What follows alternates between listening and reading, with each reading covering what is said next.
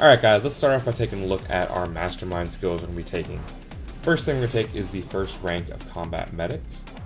We're going to go up here into quick fix and ace that, which will give us quicker deployment time on our first aid kits, as well as making it so that whenever we use one, we take 15% less damage for 2 minutes. And next up in tier 3 we have uppers. So basic version will make it so that we add 7 first aid kits to our inventory. And then if we ace it, we'll add 3 more kits to our inventory. Additionally, whenever we have a kit near us within a 5-meter radius, it will automatically be used if we take fatal damage. It cannot occur more than once every 20 seconds. This skill is very handy because what this is going to allow you to do is focus on getting headshots, killing people, and not watching your health or trying to throw down a kit real quick and get some health back if you're going down. I've used this several times to kind of be able to save myself a kit for a little while. Normally, if you're going to use this first aid kit, then it's going to, get used immediately. You're going to keep shooting people and keep on going on. But with this, you're going to be able to throw it down and then keep on fighting for a while, and then once you actually need it, if you're within range of it, it gets used. You can also use this defensively and to help secure points. So like, let's say you're going to go fix the drill and you're kind of taking fire, you're not sure if you're going to be able to survive it. Throw down this near you while you're fixing the drill. If you take fatal damage, you're going to get healed up, and you're also going to take less damage for 2 minutes after that, which will allow you to do whatever it's trying to do. Very useful skill. In Enforcer, we're going to ace Underdog. Pretty easy, pretty self-explanatory here. 3 or more enemies within an 18-meter radius, we get 15% damage boost and reduction for 7 seconds. In Tank, we're going to go ahead and ace Resilience to increase our armor recovery rate by 15% and to reduce the effect of flashbangs by 75%. Flashbangs are really fucking annoying, so yeah. Take the first rank of Transport, so we can throw bags 50% farther. Take the first rank of Shock and Awe, which will increase our armor recovery rate by 25%. And we will ace Bullseye, which will allow us to regenerate 25 armor every 2 seconds per successful headshot. So you get a successful headshot, 25 armor. You do it again 2 seconds later, 25 armor. Over in Ghosts, we're going to go ahead and ace Duck and Cover. The basic version will make it so that we generate stamina 25% faster, and we also run 25% faster. Ace version will make it so that we also gain a 10% increased chance to dodge while sprinting and a 15% chance to dodge while ziplining. We'll go ahead and ace Parkour. The basic version will allow us to move 10% faster and 20% faster when we climb ladders. The ace version will allow us to sprint in any direction, and we can run and reload at the same time. We will ace Inner Pockets. The basic version will increase your concealment of melee weapons by 2, and the ace version will increase the concealment of all ballistic vests by 4. Now this doesn't really matter as far as the ace version goes. The reason we do this though is that in order to get into the top tier, we need 4 points exactly, and I don't want to have to waste points anywhere, so I just go ahead and ace that around 4 points. Because what we really want here is Sneaky Bastard. We will take the basic version of Sneaky Bastard. We will gain 1% dodge for every 3 points of concealment under 35 up to 10%. We will take the basic version of Second Wind under Silent Killer. When our armor breaks, we'll move 30% faster for 5 seconds. We will ace Optical Illusions. The basic version will make us 45% less likely to be targeted by enemies, which is very important. And the ace version will increase our concealment by 1 for each silenced weapon we equip, and also reduces the concealment penalty of silencers by 2. So a very easy way to get extra concealment, and also to reduce the concealment penalty on our silencers. We will take the basic version of Professional. We will gain 8 weapon stability and 100% snap to zoom speed with silenced weapons. We will ace Specialized Killing. We'll gain 15% more damage with all silenced weapons twice. We'll take the basic version of Low Blow. This will increase our critical strike chance by 3% for every 3 points of concealment under 35 up to 30%.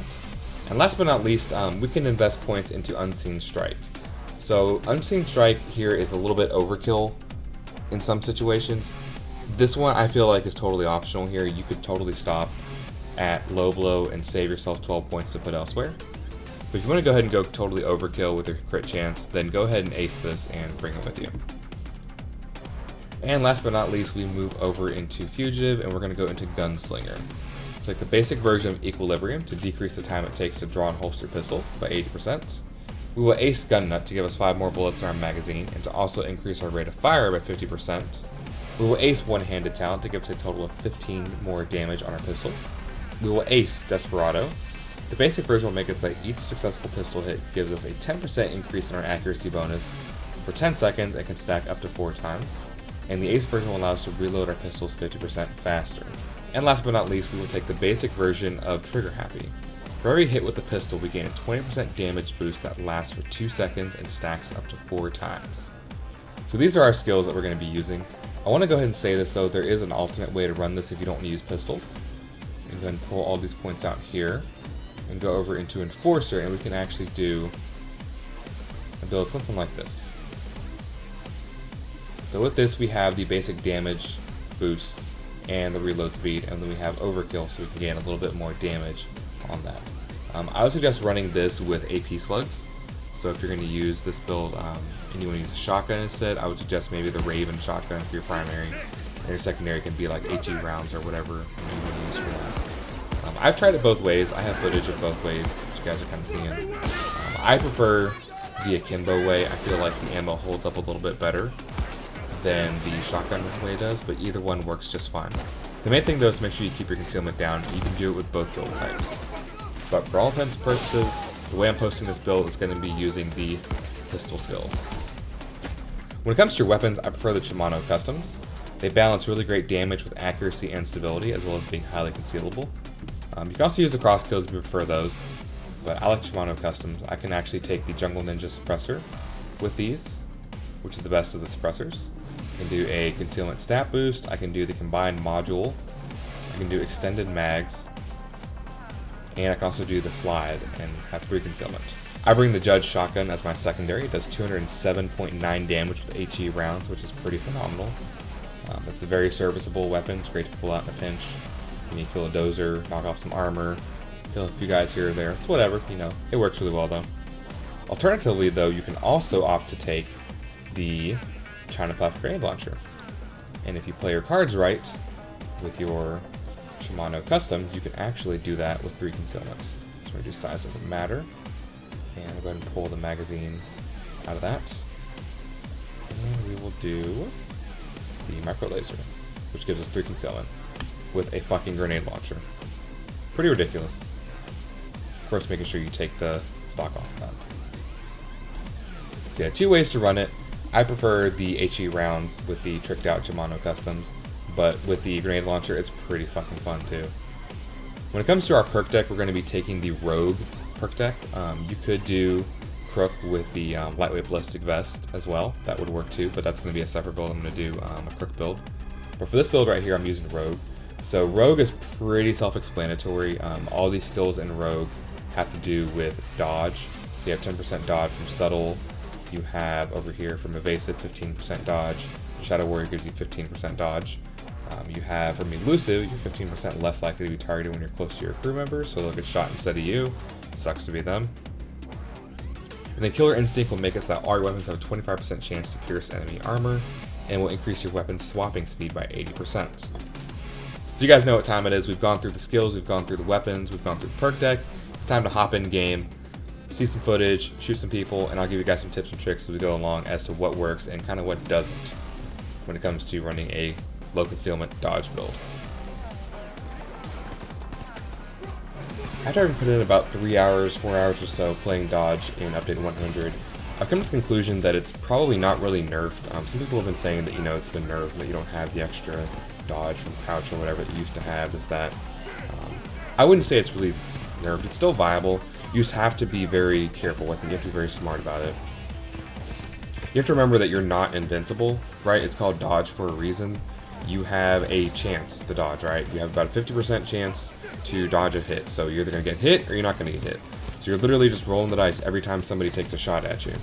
And you know, sometimes you can go and like dodge 50 shots in a row and it's just like nothing even hits you at all. And other times you'll get shot like once or twice and they'll both go through your armor and you'll be dead on the ground.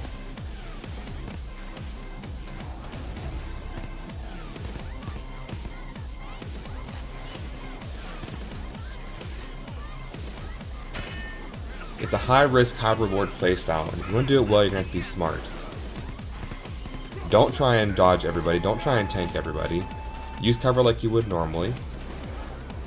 And make sure you aim for headshots. Your headshots are going to be what really saves your ass. You don't really have any armor, so to speak of anyways.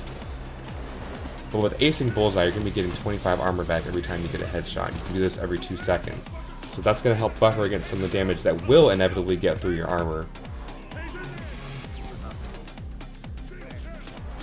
Not to mention you're getting armor back faster anyways because of some of the skills that we took.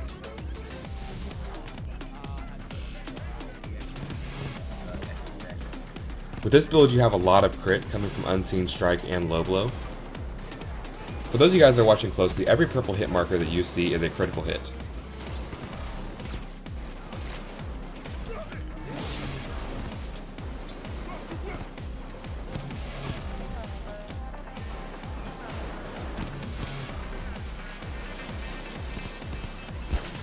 Here you see a little bit of the shotgun gameplay.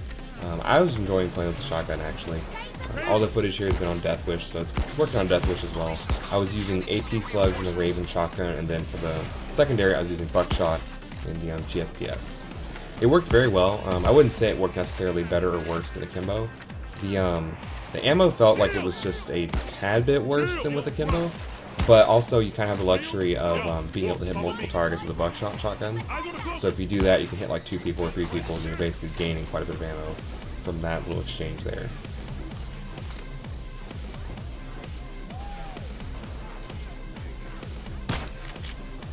You can see pretty much everyone gets shredded, 1-2 shots max. Dodge is a ton of fun, but just bear in mind, guys, that it's something that's going to take getting used to. If you're used to having armor, then you have to get really used to using dodge, because you're not really going to have armor. You have a little bit of armor, but 1 bullet, pretty much 2 bullets, are going to take all that away, and you're going to be going into health after that. One thing that helps a lot if you have friends that play with you, or you can find some good randoms, if somebody's running Gambler, then it makes it so much easier on dodge. Not only do you get the extra ammo piece, but you also get little bits of health here and there, which really helps out a lot. You don't have any way to regenerate health aside from using first aid kits or doctor bags with this build. So having a way to get back health is really good and it'll help you keep in the fight a lot longer. That about does it for our dodge build here today, guys. Let me know what you guys think of dodge if you've played it, if you tried playing it update 100, how that went for you. And tomorrow's build will be a refresh of my melee build with my Sociopath Samurai Jacket build, so be on the lookout for that, guys. This is Zach's A Good Time Gaming. Please remember to like, subscribe, and share if you like anything you saw today. And remember to always have a good time gaming. Thanks for checking out this video, guys. If you'd like to see some more awesome Payday 2 content, then check out my solo Death Wish run of the Diamond on the left, and on the right, check out my recent Silent Killer refresh build. Thanks a lot, guys.